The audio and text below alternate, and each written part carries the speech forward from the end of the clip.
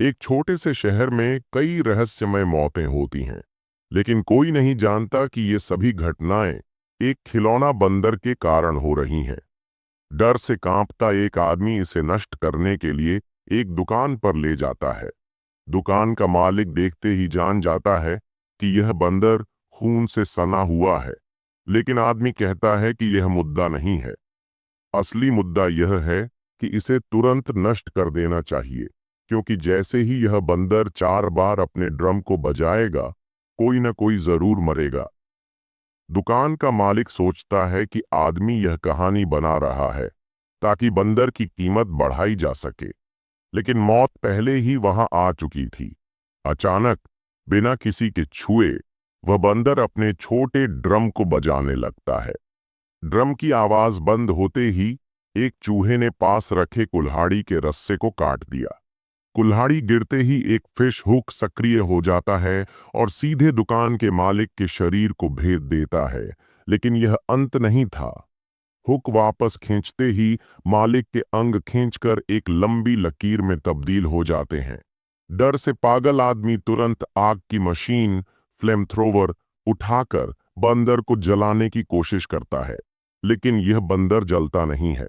उल्टा, यह अब उसके दोनों बेटों के हाथ में पहुंच जाता है। चूंकि उनके पिता हमेशा अनुपस्थित रहते थे, दोनों भाइयों बिल और हार्ल के बीच संबंध अच्छे नहीं थे। बड़ा भाई बिल हमेशा छोटे भाई हार्ल को तंग करता था। हार्ल के मन में कई बार आया कि वह अपने भाई से छुटकारा पा ले, लेकिन वह ऐसा नहीं कर सकता था। एक दिन दोनों को अपने पिता के कमरे में एक डिब्बा मिला। उस पर लिखा था, चाबी घुमाओ और देखो क्या होता है। बिल ने हार्ल की चेतावनी को अनसुना कर दिया और चाबी घुमा दी। तुरंत ही बंदर ने अपनी डरावनी मुस्कान के साथ अपने ड्रम बजाने शुरू कर दिए, लेकिन फिर कुछ नहीं हुआ। बिल को लगा कि यह खिलौना खराब हो गया है, लेकिन हकीकत यह थी कि अब मौत उनकी तरफ बढ़ रही थी। अगले दिन उनकी मां ने किसी जरूरी काम के लिए एक आया बेबीसिटर को उनकी देखभाल के लिए बुलाया, लेकिन जैसे ही वे कार में बैठे, वह बंदर भी वहां मौजूद था। हार्ल ने इसे मजाक समझा और ध्यान नहीं दिया। आया उन्हें एक रेस्तरां ले गई, जहां एक शेफ खूबसूरत महिला को देखकर प्रभावित करने की कोशिश कर रहा था। इसी बीच कार में बैठे बंदर ने फिर से अपने ड्रम बजाने शुरू कर दिए। जैसे ही ड्रम की आवाज बंद हुई, शेफ का हाथ फिसल गया और उसकी तेज छुरी आया की गर्दन पर चल गई। एक झटके में उसकी गर्दन कटकर अलग हो गई और वह वहीं गिर पड़ी। आया की मौत के बाद उनकी मां उन्हें सांत्वना देती है और कहती है कि जीवन और मृत्यु प्रकृति का नियम है। लेकिन अगले दिन जब हार्ल स्कूल जाता है, तो कुछ बदमाश लड़कियां उसे परेशान करती हैं और उसका अपमान करती हैं। परेशान होकर वह घर लौटता है और अपने कमरे में उस बंदर को देखता है। उसे लगता है कि शायद उसकी मां ने इसे वहां रखा होगा, लेकिन मां कहती है कि उसने ऐसा कुछ नहीं किया। अब हार्ल को लगने लगा कि यह बंदर कुछ अजीब है। रात में वह बंदर से मजाक करता है, लेकिन उसका भाई बिल उसे और ज्यादा तंग करने लगता है। वह उसे मजबूर करता है कि वह बंदर से शादी करने की बात कहे, लेकिन हार्ल मना कर देता है। बिल उसकी बेइज्जती करने के लिए स्कूल में उसके बारे में झूठी बातें फैला देता है। हार्ल बहुत गुस्से में आ जाता है और कमरे में बंदर से कहता है कि वह चाहता है कि उसका भाई मर जाए।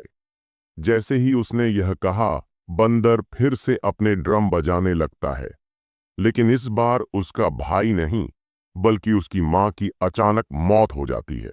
डॉक्टर बताते हैं कि उसकी मां की मौत का कारण एक दुर्लभ बीमारी है, जिसकी संभावना 54 मिलियन में से एक होती है। लेकिन हार्ल जानता था कि असल कारण वह बंदर था। उसकी मां की मौत के बाद उसके चाचा चाची उसे गोद ले लेते हैं। एक रात हार्ल ने उस बंदर को एक तहखाने में ले जाकर कुल्हाड़ी से काट डाला। उसे लगा कि अब यह खत्म हो चुका है, लेकिन कुछ दिनों बाद उसके भाई बिल को खिड़की के बाहर वही बंदर बैठा हुआ दिखाई देता है। अब दोनों भाइयों को यकीन हो जाता है कि यह एक शापित बंदर है, जो लोगों को मारता है। वे उसे एक पुराने कुएं में फेंक देते हैं ताकि उसका जादू खत्म हो जाए। 25 साल बीत जाते हैं और अब तक कोई अनहोनी नहीं होती। लेकिन फिर एक रात उनकी चाची को अजीब संगीत सुनाई देता है। जब वह तहखाने में जाती हैं, तो अचानक उनका चेहरा मछली पकड़ने वाले कांटों से भर जाता है। वह दर्द से कराहती हुई बाथरूम में जाती है और जैसे ही दवाई लगाने लगती हैं, एक विस्फोट होता है और उनकी खोपड़ी जलकर राख बन जाती है। अब हार्ल 30 साल का हो चुका है। उसका अपने भाई बिल से कोई संपर्क नहीं है। उसकी शादी हो चुकी थी, लेकिन जल्दी ही तलाक हो गया। उसका एक बेटा पीट है, जिसे वह हर हफ्ते मिलने जाता है।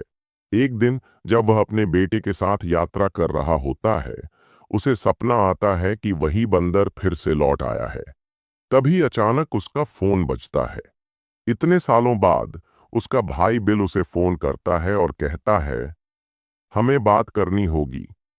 चाची मर चुकी हैं और मुझे लगता है कि यह बंदर वापस आ गया है। एक अजीबोगरीब तरीके से हुई अपनी बुआ की मौत को देखकर हार्ल को शक हुआ कि यह किसी तरह अजीब बंदर की करतूत हो सकती है। चूंकि वह अपनी बुआ की संपत्ति का उत्तराधिकारी था, उसके भाई बिल ने उसे पुराने घर में जाकर देखने को कहा कि क्या फेंका गया अजीब बंदर वापस आ गया है। लेकिन हार्ल को लगा कि बुआ की मौत सिर्फ बुढ़ापे की वजह से हुई और उसने अपने बेटे के साथ रहने के लिए इस सुझाव को ठुकरा दिया। लेकिन उसे यह पता नहीं था कि उसकी बुआ की मृत्यु के बाद उसकी कुछ चीजों की नीलामी कर दी गई थी और अजीब बंदर उन्हीं में से एक था। इसे एक लड़के ने खरीद लिया और अपने घर ले आया। हार्ल ने इस सब में पड़ने से इनकार कर दिया, लेकिन जैसे ही उसने फोन काटने की कोशिश की, अचानक उसकी छत से एयर कंडीशनर गिर गया। इससे हार्ल को यकीन हो गया कि अजीब बंदर वापस आ चुका है। वह तुरंत अपने बेटे पीटर को उठाकर बुआ के घर गया ताकि उसे ढूंढकर रोका जा सके। लेकिन जैसे ही वे घर पहुंचे, उन्हें मकान बेचने वाले ब्रोकर से सामना करना पड़ा। यह एजेंट इतनी बातें कर रही थी कि अगर पीटर उसे बीच में टोकता नहीं, तो शायद वह बुआ को भी जिंदा कर देती। एजेंट ने बताया कि जब से बुआ की चीजें नीलाम हुई हैं, तब से शहर में अजीब घटनाएं हो रही हैं। सोमवार को बुआ मरी थी, मंगलवार को एक पड़ोसी घास काटने की मशीन से मर गया, बुधवार को दूसरा पड़ोसी कॉफी मशीन से जलकर मर गया और गुरुवार को एक गोल्फ खिलाड़ी को गड्ढे से निकले जहरीले सांप ने काट लिया। अभी तक शुक्रवार को कोई नहीं मरा था, लेकिन एजेंट को पता नहीं था कि शुक्रवार की मौत उसी की होनी थी। यह सुनकर हार्ल को यकीन हो गया कि सारी घटनाएं अजीब बंदर की वजह से हो रही थीं। लेकिन जब उन्होंने पूरे घर की तलाशी ली, तो वह कहीं नहीं मिला। इसी बीच जैसे ही एजेंट ने आखिरी अलमारी खोली, एक ट्रिगर सक्रिय हो गया और अचानक एक बंदूक से निकली गोली ने उसे उड़ा दिया। पुलिस आई और हार्ल से पूछताछ की, लेकिन उसे निर्दोष मानकर छोड़ दिया। भीड़ में एक लड़का, जिसने अजीब बंदर खरीदा था, ध्यान से यह सब देख रहा था। हार्ल को जब कुछ नहीं मिला, तो उसका भाई बिल का फोन आया। उसने पूछा कि क्या अजीब बंदर मिल गया है। हार्ल ने बताया कि वह नीलाम हो चुका है और अब कहीं भी हो सकता है। इस पर बिल ने उसे होटल में रुकने को कहा, जिससे हार्ल को एहसास हुआ कि उसका भाई भी इसी शहर में है। हार्ल ने फोन डायरेक्टरी से बिल का नंबर ढूंढकर कॉल किया, लेकिन जब बिल ने कहा कि काश गोली तुम्हारे सिर में लगती, तब हार्ल को एहसास हुआ कि सारे हादसे उसके भाई की वजह से हो रहे थे। दरअसल बिल को पता था कि उनकी मां की मौत अजीब बंदर के कारण हुई थी, जिसे हार्ल ने गलती से सक्रिय कर दिया था। वर्षों तक बिल ने इसका बदला लेने की योजना बनाई थी और अब वह हार्ल को मारने के लिए अजीब बंदर का इस्तेमाल कर रहा था। इसी बीच अजीब बंदर को पाने के लिए एक लड़का रिची पुलिस की वर्दी और पिस्तौल लेकर बिल से उसे वापस लेने आया। वह हार्ल और पीटर को बंधक बनाकर बिल के ठिकाने पर ले गया। वहां उसने पीटर को अंदर जाकर अजीब बंदर चुराने के लिए मजबूर किया। बिल ने पहले से कई घातक जाल बिछा रखे थे, लेकिन पीटर सावधानी से बचते हुए अंदर पहुंचा। बिल ने उसे अजीब बंदर की ताकत के बारे में समझाया और कहा कि यह उनके दादा की विरासत थी। पीटर ने जिज्ञासावश चाबी घुमा दी और अजीब बंदर ने अपनी चोंच खोलकर ढोल बजाना शुरू कर दिया। बाहर रिची गलती से खुद को गोली मार बैठा और तभी अजीब बंदर की वजह से पास के पेड़ का मधुमक्खी का छत्ता टूट गया।